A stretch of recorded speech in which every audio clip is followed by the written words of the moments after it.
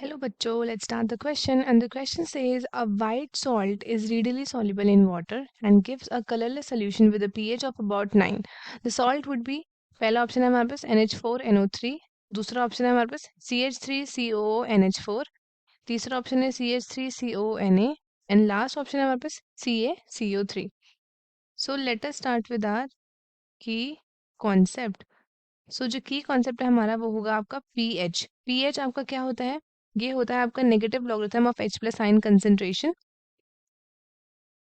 Negative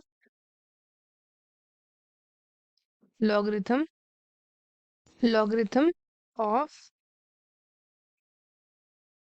negative logarithm of H plus ion concentration. इसको हम क्या बोलते हैं? इसको हम बोलते हैं पीएच. जैसे कि इसका नाम है तो आपका पीएच कैसे डिटरमाइन होता है? तो it is known as power of hydrogen. Power of hydrogen. So इसको नापने के लिए हमारे पास पीएच स्केल होता है. फॉर एग्जांपल अगर ये एक स्केल है हमारे पास, ये एक हमारे पास स्केल है, सो इसमें आपकी नेमिंग की जाती है. सेंटर वाले को हम कहते हैं 7 जो कि होता है न्यूट्रल. यहाँ पे आता है आपका 0 एंड यहाँ पे आता है आपका 14.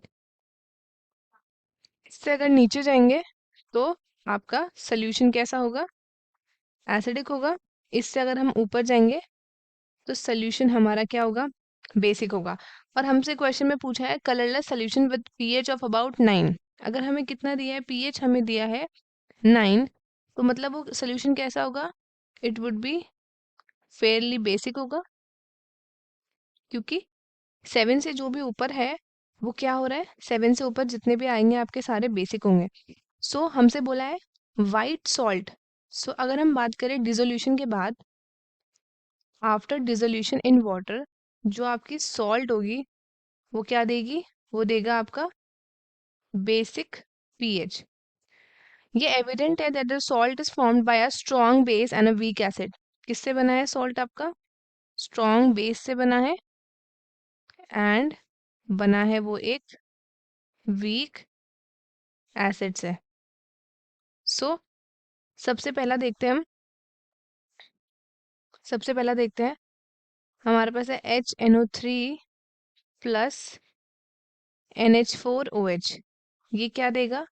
ये देगा NH4NO3 प्लस H2O. तो ये आपका क्या हो गया? ये हुआ आपका स्ट्रॉन्ग एसिड.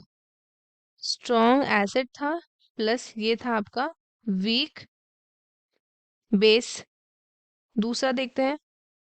दूसरा है हमारा CH3COOH प्लस NaOH. ये क्या देगा? ये देगा CH3COONA प्लस H2O. ये आपका क्या है? तो ये है आपका weak acid plus strong base. So अगर हम थर्ड देखें अपना, तो यहाँ पे है आपका CH3COOH प्लस NH4OH. ये देगा CH3COONH4 प्लस H2O. सो ये है आपका weak acid plus weak base. उसके बाद लास्ट है हमारा CaOH का होल ट्वाइस प्लस H2CO3.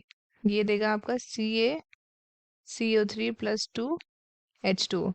सो ये आपका क्या है? ये है आपका weak acid plus strong base.